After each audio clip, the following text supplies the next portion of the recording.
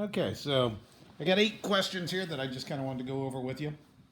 So, question number one that I have for you is, what was your biggest fear about both having and raising kids? Uh, think about that.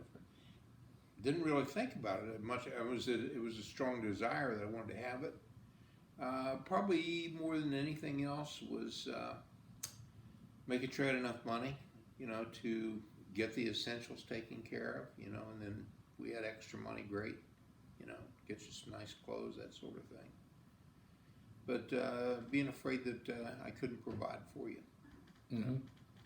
When I got out of the Korea, I was really scared then because I had no job, I had nothing, and I would have a wife and a baby to feed.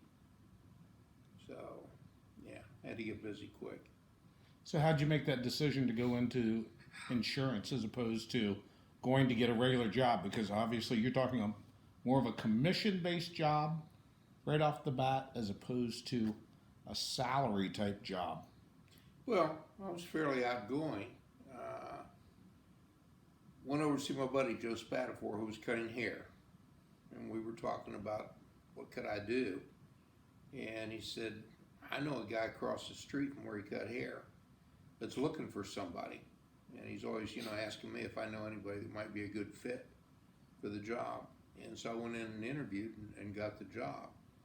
The first couple of years was more learning how to sell and collecting. It was called a debit, where you collected weekly premium off people. Sometimes you'd collect a month at a time, but some folks I saw every week. And I was 22 or 23 at the time, something like that, when I got back from Korea. And I'd done that for like year and a half, and my sales kept, improving. And I didn't like to sell weekly premium. I liked to sell what was called MDO, monthly debit ordinary. So you collect a month at a time, but the value to the customer was so much better. My boss hated that. I mean, he liked it, to get the sale, but he wanted me selling weekly premium all the time. And I'm thinking, oh man, I have to go collect 79 cents. Oh, I'm serious. And we'd have grandparents who would have every one of their grandkids insured 15 cents on this one, and I had to account for all that stuff. All right. So I went to him after about a year and a half. His name was Earl Armentrout. I don't know if you remember that name. An older guy. He must have been 50, 55, and there I am, 20. And my boss's name was Bob Funk. Bob was a good guy. I really liked him. He taught me so much stuff. But I went into Earl, Mr. Armentrout, and I just asked him one day. It was a casual meeting I had with him, and I said, I've been doing pretty good. I'm leading the pack here. I said, when's the earliest possibility that I can become an assistant manager? And he says, well, John, he says, we've been watching what you're doing, but he says, nobody within People's Life Insurance Company becomes an assistant manager before they're 25. And I said, I was kind of expecting to be a manager by that time. And he laughed. And he said, no, it was at 30. It was 30 because I was like 22. And he said, you can't become an assistant manager until you're at least 30. He says, oh, no. For a district manager, a minimum age 40, maybe even 45. I'm thinking, crap. I don't want to do that, I didn't have enough time, and I immediately started looking for another job. That's funny. That's how I ran into Mutual, and sure enough, by the time I was 30, I was a division manager. Did you ever want more kids?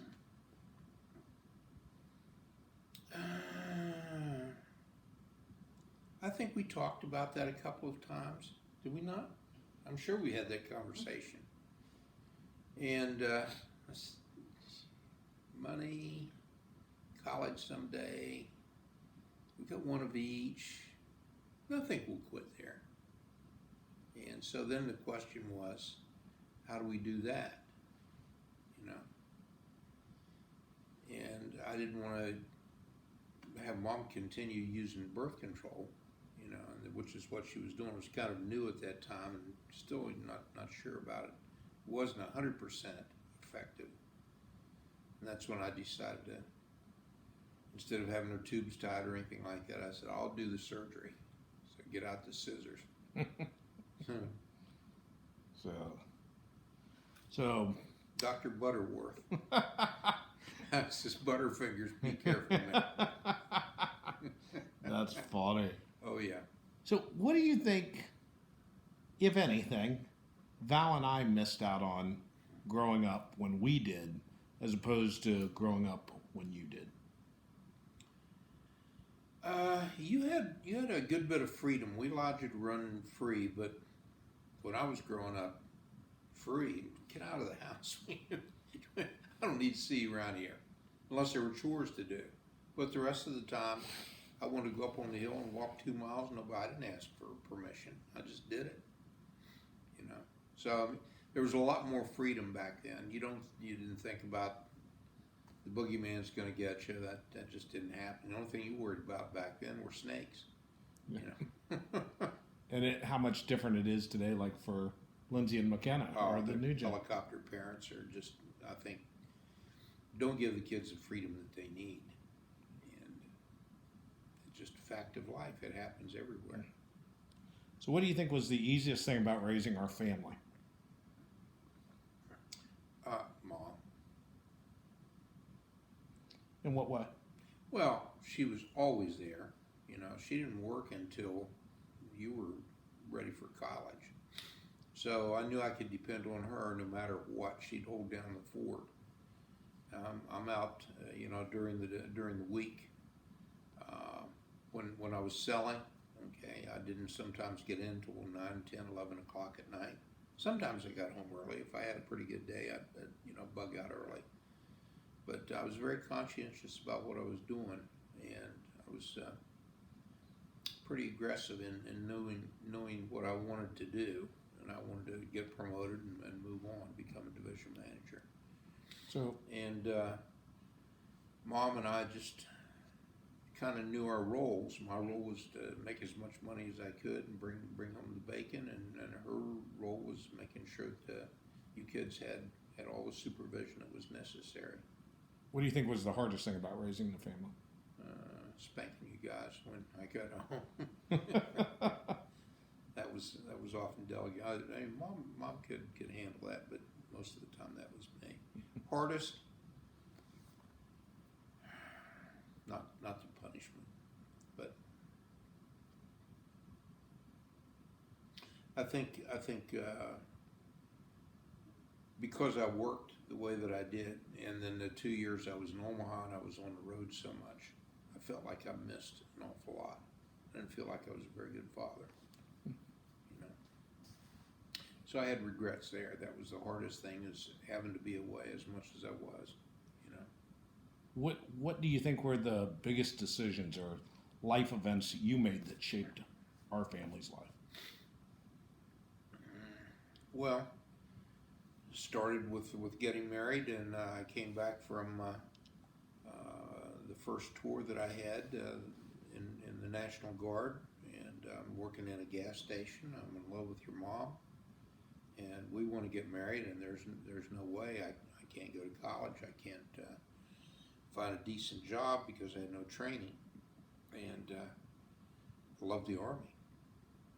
So that was decision number one. Was to re-up, and that was a hard decision because I not only talked with my parents, with Esther and I spent a lot of time talking about it. I went to see my guidance counselor at high school, Mrs. Black, and it became pretty clear to me after I talked with the recruiter. He told me he could get me a job, you know, doing stuff with missiles, and I thought that's pretty cool.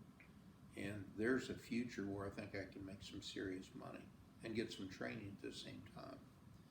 So I re-enlisted. And then, while I was in the service. I had an opportunity to go into OCS, and I really wanted to do it, to become an officer. Really wanted to do that. But again, Esther's pregnant, and Vietnam is on the horizon, and the path I would have taken would have put me into a helicopter as a pilot, and I'm thinking that's not going to have the right kind of outcome that I'm thinking about. So, even though I was accepted for OCS right before the class was to start, we had a limit. You know, we could always change our mind, and so I backed out. So that was the second big decision. In the military, when I came back from Korea, was the third big decision, and that was to re-enlist while I was in Oakland, and I wouldn't. And I told the recruiter there, because they were trying to get us to all sign up, you know, for another 4, because they had their quota that they had to meet. I mean, it's their job. And I said, and I'm serious about it. You know, I was definitely serious about it. I said, let me go home, spend 24, 48 hours talking with my wife about it. I said, I got a new baby, and then I can come to a conclusion. I'll fly back out here and re-enlist if that's the case, or I'll re-enlist, you know, in West Virginia. But he wanted to get the credit for it. He said, can't let you do that. You lose a stripe. I took that as a direct threat. It just really aggravated me, and so it was very tempting, because I'd worked hard to get up to E5, and to drop a stripe and then have to make it back again was another year, 2 years, you know. So I said, see ya. And that was the next decision. Then next big decision after that was to take the big leap to where I was, you had a fixed income with, you know, once you had your debit, you know, so I was getting so much money every week it didn't matter. That was a base pay, and then the commissions on top of that were pretty good. And when I jumped over to Mutual, that was a straight commission job. So that was another big decision. But I knew that if I were going to make it, that I had to get away from what I was doing with Peoples. What was the next big decision? Let's see. Going to Omaha? Probably. Yeah, I was excited about it, but at the same time, we were uprooting. I mean, I had uprooted you guys to move from Fairmont up to Bridgeport. So you left your friends there and made new friends, but it was still difficult for you. It wasn't for me. I mean, that was, you know, my career path that I was on. So I'm making, you know, the accomplishments that I want to make. And when we made CMC, you know, it was a career managers club, and went to Nassau. We knew then that it was just a very short period of time before I was going to be invited to either go straight to an agency, but more than likely put some time in Omaha, and I thought that was a better career path anyway. So when the call came, I almost jumped on it without even talking with Mom, but I did talk with her about it, but we both were, you know, in lockstep on that one. So that really wasn't a huge decision, but it was tough because we had to break it to you guys that now you're leaving your friends again, I mean, like 2 years later, and off we go to Omaha, and we knew that was only going to be for a couple of years. And then I got the first appointment down to Marion, and Chilhowie. Went down there, and then we finally, you know, bought the house up in Marion, which I think you guys liked it better in Marion than you did in Chilhowie. And then came the big decision. That was I was hoping I was going to be invited to go to Atlanta. That was my goal. And I wanted a city, and I wanted it in the South. And George called and said, I've got an offer you can't refuse. You know how that goes. And we want you to go to Columbus. And I'm thinking, oh crap, because they were struggling, and I knew the agency, and I'm just, you know, I mean, I can say no, but then I'm not going to get my shot at Atlanta or, you know, some of the other, you know, opportunities that came up. So I came home and talked with Mom about it, and we made the decision to go ahead and make the move to Columbus. Probably the best thing we ever did. I still remember you guys giving me, you, gave me a Buckeye pennant. I still remember that. Trying to convince us to go. Well, what did we have in Virginia? We had Virginia Tech, University of Virginia, neither of them doing all that well at the time. Tennessee was probably the strongest team, and we really didn't fit in with Tennessee and Virginia. But I knew Ohio State was strong, so you were the football guy. So, how do you think parenting has changed since you were a kid, as opposed to when it was time for you to be a parent, and then finally when it was time for Val to be a parent? What do you think the biggest change? From my parents to me, again, they gave me pretty much the freedom. They were not hands-on as far as education and all of that. They supported me in every way. I wanted to join the band. I wanted to take some advanced classes. My mom was all for that. Dad was all for that. But I kind of had to do it on my own. They weren't in the background pushing me into it. Did they come watch you in the band or any of that stuff? Did they? Yeah. They had maybe out of the 3 years I was in the band, or 4 years, I didn't go in as a freshman. Yeah, 3 years in the band. If they came to 3 games, I'd say that's probably more than they came to, but I don't think they came to more than that. Because I know when I talk to both of you, the thing that I find so different is how much more involved you were with us, as opposed to how your parents were with you with our events, whether it was sports or whatever. And do you think that was what caused you to be that way? Do you think it was because they weren't involved? Did that bother you that your parents didn't come to the events? Or I didn't have a cheering squad, And I always thought to myself, I was kind of angry about that, and I said, whenever it comes time, my kids get involved in stuff like that, I'll be there. Mm-hmm. Yeah. Probably especially since you missed out when we were real little, when you were traveling. Yeah.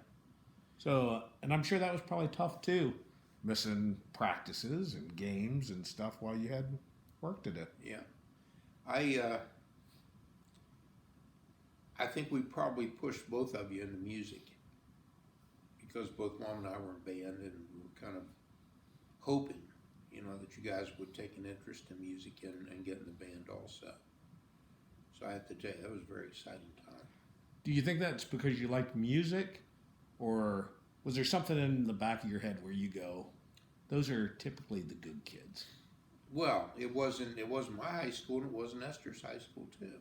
Mm-hmm. The kids I hung with, I mean, they were a little geeky, but they were good kids. We weren't the most popular kids in school, but we had our own little clique, and I liked it. I liked it a lot. And how do you think that's changed from how your parents were to you, and then obviously how you were to us? How do you think it's been different for Val to her kids? Well, it continued. It continued because, we were there for Valerie with all of her majorette, competitions and all that stuff. We were there for you for football games. I served as a coach, in T-ball and early days. And then I was never a coach for football. I don't think I didn't really understand football that much because I didn't play it. Mm-hmm. But I think the fact that we were involved with you guys so much that I think Val and Jeff just kind of felt a little obligated. And I think Jeff maybe felt the way I felt because I don't think his parents were all that. They came to a few games, but they weren't there. That's true. Like I was. Now I combined wanting to be with you guys and the fact that my hobby was photography. So as soon as I found an opportunity, to run the video for the games, I had best seat in the house, and got to film every game, from the stadium there. Got to carry all the equipment, so I was kind of the geek dad, But I liked that. I really enjoyed it. And then I think, as I say, Jeff and Val, from whether it was the horseback riding with McKenna soccer with both the girls, band with both the kids. You know, we kept on, and they also kept on. You know, So, if you had to do it all over again, would you change anything about the way you raised your family? yeah, I would make more time that I didn't. I was just so driven to get ahead, and success was coming pretty well for us, and so that was my primary focus, you know, on doing what I had to do. You think more when we were little, or like later? Because I don't seem to remember you missing much stuff as we got older. No, because I was general manager. Mm-hmm. Okay. I think it was hardest when you were doing the sales. Oh, when you're out in sales, or when I was traveling for Omaha, and I'm going 2 weeks at a time or a week at a time, whatever it was. But as a manager, I was pretty much in control of my time. So yeah, I felt maybe a little guilty that I hadn't done that when in first and second and third grade and all that. You know. Because I think the interesting part is I don't remember you not being there. So I think you guys were great that way. I remember it. The one that hurt me the worst, I believe, is when Valerie broke her arm and I was on the road. Mm-hmm. Mom had to take care of all that herself, you know. Mm-hmm. So, what has having kids taught you in life? Well, it's the purpose. It's the whole purpose in life is to, you know, continue your heritage. And when it comes to a dead end in your case, you know, I'm not real happy about that, but it is what it is. Yeah. So I'm glad to see, you know, the two girls have made some really good decisions, and I think along the way that some of the things that we passed down, you know, will continue on into the next generation. So, my last question. Yeah.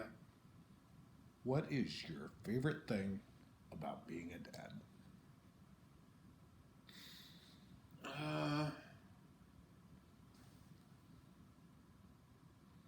I think hugs. I love that. As they get older,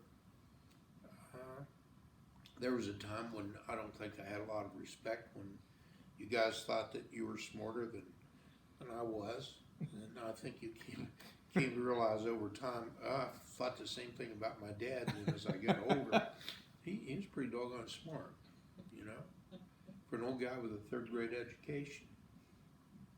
So I didn't understand that until, you know, he got up in his 60s.